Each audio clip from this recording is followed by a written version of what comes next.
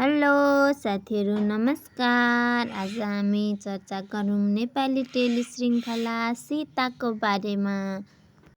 हामी चर्चा गर्नेछौँ आज सीता भाग 143 र 44 को बारेमा। मेरो पुरा भिडियो हेरेर साथ दिनुहोला साथीहरू। लाइक, कमेन्ट, सब्सक्राइब गर्न पनि नभुल्नुहोला। लास्टमा छ भाग 44 को केही कहानीहरू। साथीहरू, पहिला नै हामीले जगतले रक्सी खाएर सीतालाई कुटपिट गरेको साथै हेला गर्ने गर्थे। साथै परिवारले पनि उनीमाथि हेला गर्ने, केही काम गरेको नदेख्ने गर्दथे। त्यसै कारणले साथीहरू, सीता पनि त्यो घरबाट वाक्क दिक्क भएर माइत गएको पनि देख्न सकेका थियौँ। माइत घरमा खुसीका साथ बसिरहेकी थिइन्। तर उता पनि हरि आएर साथीहरू सबै कुरा पल्टिन पुग्यो।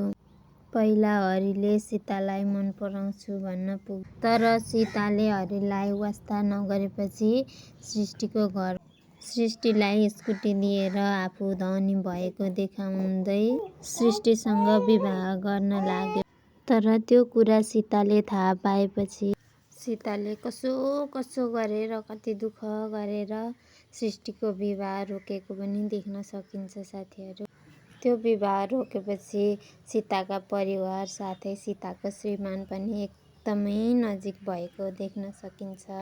त्यसै कारणले सीतालाई जसरी भए पनि घर फर्काउनु पर्छ भनेर दाजुबहिनी मिलेर गएको पनि देख्न सकिन्छ साथीहरू। त्यसरी नै सीतालाई जसरी पनि घर लैजानुपर्छ फकाएर मनाएर भनेर उनीहरू लागि परेको पनि देख्न सकिन्छ साथीहरू।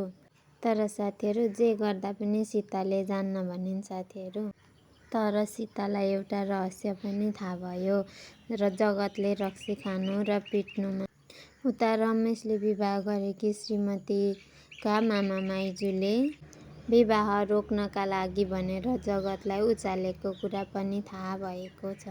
त्यही अरूले उचालेको कारणले रक्सी खाएको भन्ने कुरा थाहा पाएपछि सीता घर जान मानिन् र सीतालाई घरमा एकदमै भव्य तरिकाले स्वागत पनि भएको छ साथीहरू। अब कुराकानी गरौँ अब आउने एपिसोडमा के होला त भनेर। साथीहरू, अबसम्म त सबै कुरा ठिकै छ। सीता पनि घर गएकी छिन्। घरमा पनि भव्य तरिकाले स्वागत भएको छ। तर साथीहरू, अब आउने एपिसोडमा साथीहरू हरि भने जेलबाट निक्लन्छन् कि जस्तो लाग्छ। किनभने उसँग धेरै पैसा पावर छ। त्यसै साथीहरू, यो सिरियलमा कुनै पनि गुन्डा नभएको कारण अब हरि जेलबाट छुटेर आउँछन् कि जस्तो लाग्छ साथीहरू। हाम्रो च्यानलमा हजुरहरू नयाँ हुनुहुन्छ भने लाइक, सब्सक्राइब, कमेन्ट गर्न नभुल्नुहोला साथीहरू। हजुरहरूलाई कस्तो लाग्छ मेरो भिडियो कमेन्ट बक्समा कमेन्ट गरिदिनु होला साथीहरू।